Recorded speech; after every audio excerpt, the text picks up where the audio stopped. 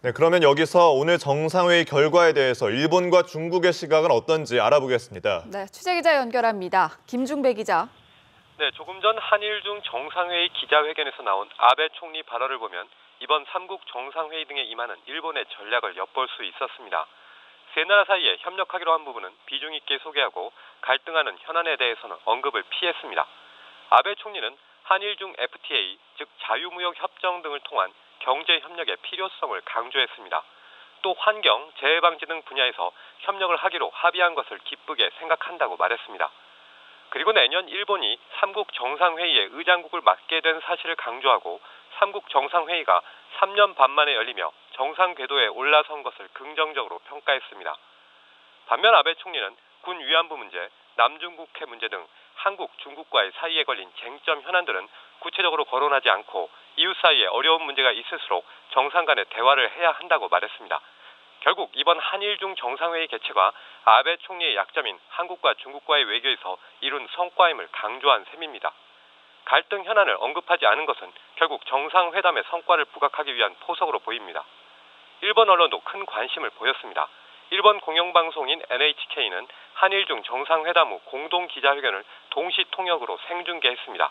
또 교도통신은 정상회담 시작과 종료, 공동 기자회견의 주요 내용 등을 실시간으로 긴급 뉴스로 보도했습니다. 일본 언론은 어려운 문제가 있을수록 정상 간에 대화해야 한다는 아베 총리의 발언과 세 나라의 협력을 강조한 박 대통령의 발언을 비중 있게 소개했습니다.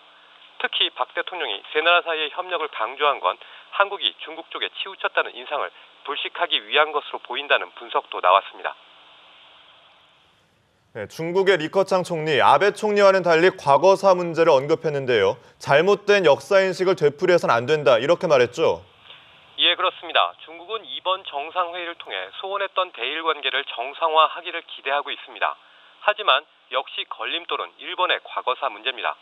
중국은 3국 협력 체제가 앞으로 원만하게 진행되려면 정치적 신뢰가 먼저 다져져야 한다면서 일본이 다시는 잘못된 역사 인식을 내세우지 말아야 한다고 역설하고 있습니다. 그럼에도 중국은 이번 회의에서 3국 정상회의의 정례화에 합의하면서 3국 간 경제사회 분야의 협력 확대를 추진하는 데에도 뜻을 같이 했습니다. 역사 문제를 비롯한 중일 간 갈등 현안은 리커창 총리와 아베 총리의 오후 정상회담에서 주로 논의될 것으로 전망됩니다. 앞서 리커창 총리는 어제 서울에 도착하자마자 박 대통령과 정상회담을 하고 한반도와 동북아 평화, 안정에 한 목소리를 냈습니다. 리커창 총리는 방한 기간 경제 의제에도 무게를 싣고 있습니다. 오늘 오전 재계 총수들과 회동하고 공동 번영의 시대를 열자고 강조하기도 했습니다. 중국은 3국 협력이 뉴 노멀 시대에 들어선 중국 경제와 동북아 경제의 새로운 돌파구가 될 것으로 기대하고 있습니다.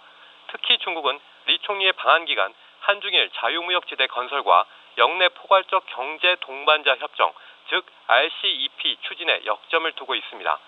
산둥성에 3국 자유무역지대 창설을 추진하고 있는 중국으로선 미국이 주도하는 환태평양 경제 동반자 협정 TPP와 대항하기 위해선 RCEP 협상에 속도를 내는 것이 절실한 상황이기도 합니다. 지금까지 연합뉴스 김중배입니다.